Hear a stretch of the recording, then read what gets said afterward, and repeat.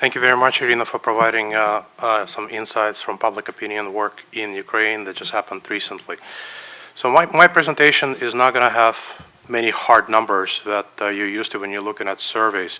In fact, a lot of times when people are thinking about remote sensing, it's really an approach that gives you ability to ask additional questions. It's impossible to fully understand everything that is happening on the ground simply by using remote sensing in place. But at the same time, it gives you a sense of a direction. It gives you an understanding of economic trends. It gives you a sense of, in some cases, of public opinion and of directionality of population movement along other things. For those of you who don't know, remote sensing is a method of understanding, or series of methods of understanding of what is taken on the ground, that when it is impossible to get on the ground using such means such as satellite imagery of various types, radar, anonymized cell phone data, as well as multitudes of different other measures. I'll show you some examples of how that's done. And again, I intentionally did not include a summary slide on my presentation, because what I really want you to do is to focus on the questions that this data presents by itself. As a quick overview, as you're looking at what Ipsos is currently doing in Ukraine, here's kind of a quick overview. There's a lot of work that is being done on public opinion. We're looking at Ukrainian preferences and trust and future reconstruction process. As Irina mentioned, we are measuring resilience of Ukrainian people and institutions in large Ukrainian cities as well as in liberated areas. We're looking at the impact of destruction of energy infrastructure. How does it impact the Ukrainian economy? There's a fair amount of research on refugees and internally displaced people, and damage and needs assessment multi-sectorally that are done over time and also in real time. So as I am presenting some of the results, I really want you to kind of ask questions and think this through. So the first slide that I'm showing you right now is our sense of population movement based on analysis of 60 million anonymized devices in Ukraine. Just to give you a sense, this is roughly 64% of all the mobile cell phones in Ukraine. So it's a fairly decent sample. The idea here is really to look at the number of visits outside of home and to get a sense of safety or perceptions of safety for the population, as well as the freedom of movement and the increase in migration. In this particular case, what you see is aggregate data broken apart by regions of Ukraine. So as you can see at the beginning, people are basically staying at home. Why? Because it's a New Year celebration. So people are mostly staying at home. When you see resumption of normal activity, and then you see a sudden break at the beginning of Russian invasion. What you see here is as the military activity increases and as the air raids are increasing, you see a couple of things. You see people mostly staying at home. People are not really moving outside of their homes until June, July, when you see people resumption in a way, resumption of movement, resumption of economy.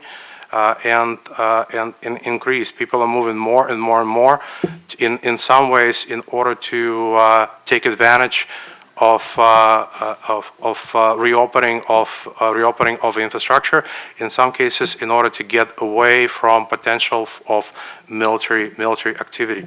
Now, one thing that I do want to point out is that at the beginning of the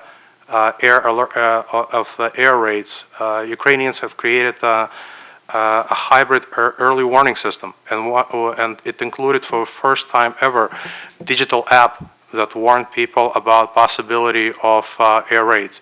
So one of the things that we've tried to do using remote means was by cross-checking the data from the air raids themselves and also cell phone data to understand how effective it has been.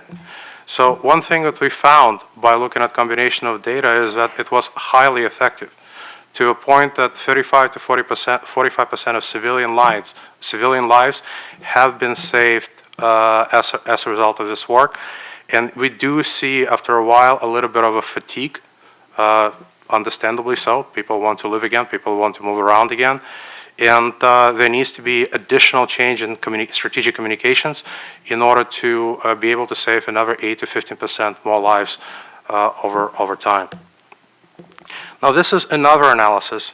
In this particular case, we used the same type of data, anonymized cell phone data, to look at almost 9 million retail stores across entire Ukraine.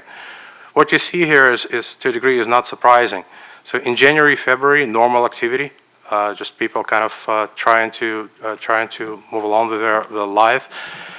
Complete suspension or complete major issues in March, June, then resumption in many areas of Ukraine around July and October, and when with increased Russian attacks, November, December, you see kind of a significant issues in parts of the economy, especially in the central and southern areas of the country.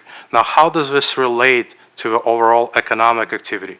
So if you look at this, what we've done is we've broken this data apart at the rayon level.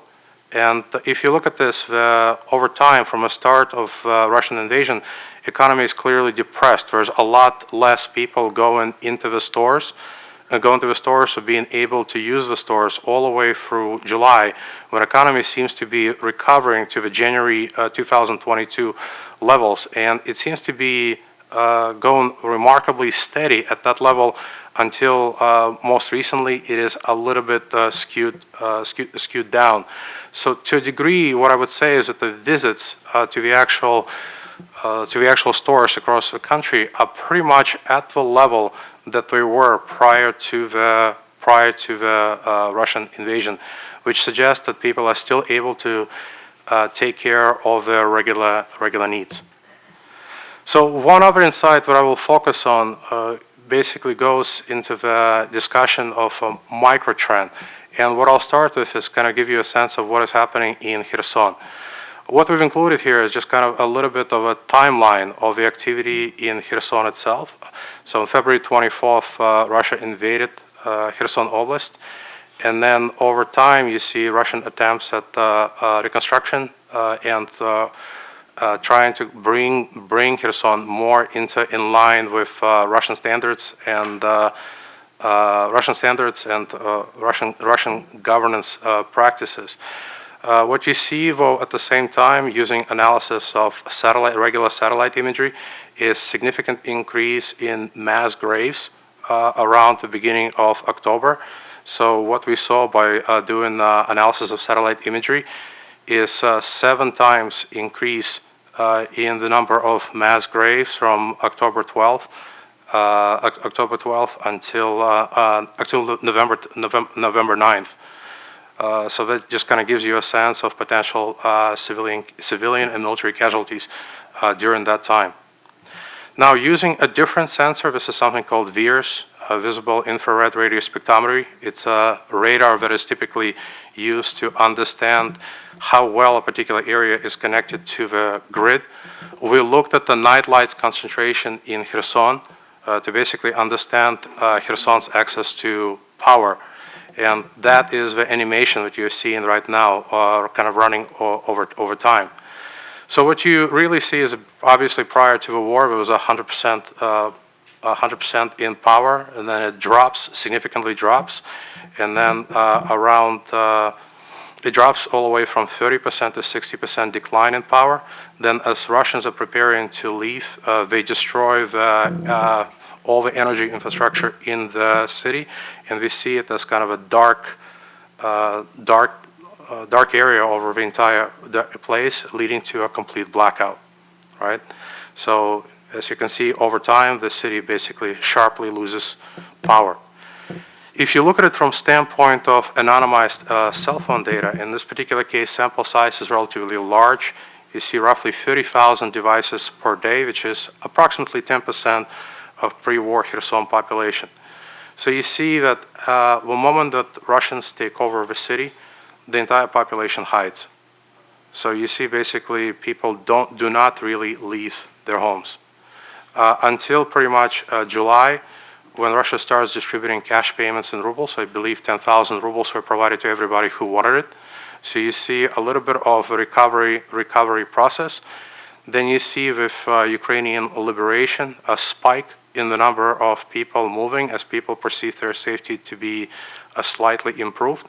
And then as the shelling of the city begins, again, this time by the, by the Russians.